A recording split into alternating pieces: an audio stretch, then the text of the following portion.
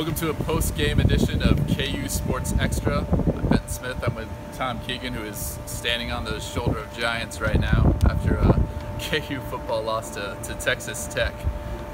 Interesting game, even though the score wasn't that interesting, 65-19.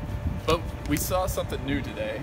KU playing two quarterbacks and going back and forth in the first half with not only Peyton but also Stanley, who had not thrown a pass until today. Threw a lot of passes today, including the second half when he was exclusively the quarterback. Right. It's good to know that his hand is healthy enough to throw passes now.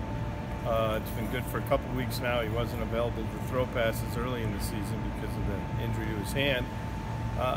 But two quarterbacks in the same game going back and forth, is that progress or is that regress when you think about KU's recent history at the quarterback position? I think it's not progress. It's kind of back to the past. Yeah, it doesn't feel like a good look, because when you think about playing two quarterbacks and going back and forth, you automatically think about last year when they played Montel Cozart and Ryan Willis and didn't really have a starting quarterback. Yeah. It seemed like they had one, and now you've kind of played yourself into a quarterback controversy. And Bender kind of played himself into that by missing those two guys in the end zone on consecutive plays when they're down right there near the goal line, and turned a touchdown into a field goal. I think in some ways this was his worst performance of the season.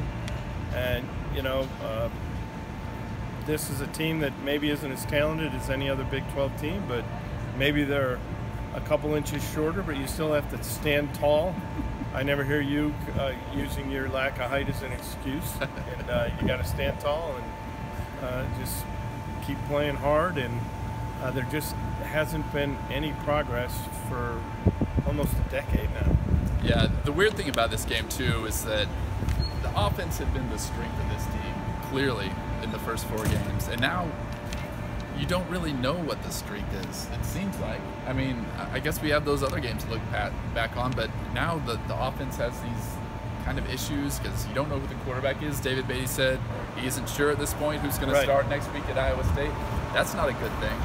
And you know who the running back is. Yeah. Because Khalil Herbert popped another one, but then popped something else. His hamstring tightened up. You hope that that's not going to linger all season, because that kind of injury can. And, you know, he showed you why he's so good. He popped loose. And then during that run that would have been a touchdown, the hamstring tightens up. He doesn't get back in the game. So that's not going to help the offense if he's not around, because he's clearly the guy at running back.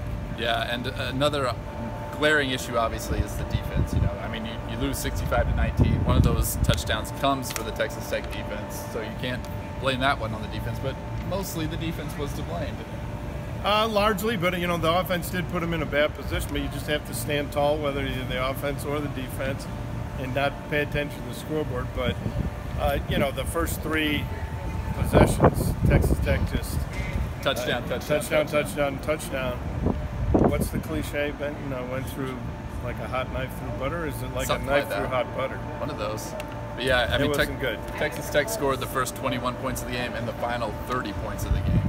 So, I mean, it was just a lot of Texas Tech touchdowns. And a lot of them untouched. A lot of runners who popped to the outside and did not get touched. There were big holes that they were opening.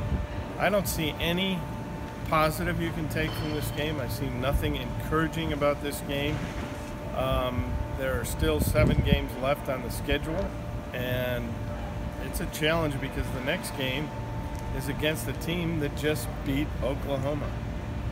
So will Iowa State be overconfident against Kansas? that's the hope, right? I guess. Yeah, I mean, they're going to puff their chests out and think that they're a little bit taller than they really are. I guess we'll find out in 7 days of names. Standing Tall with Tom Keegan. I'm Benton Smith. Thanks for joining us.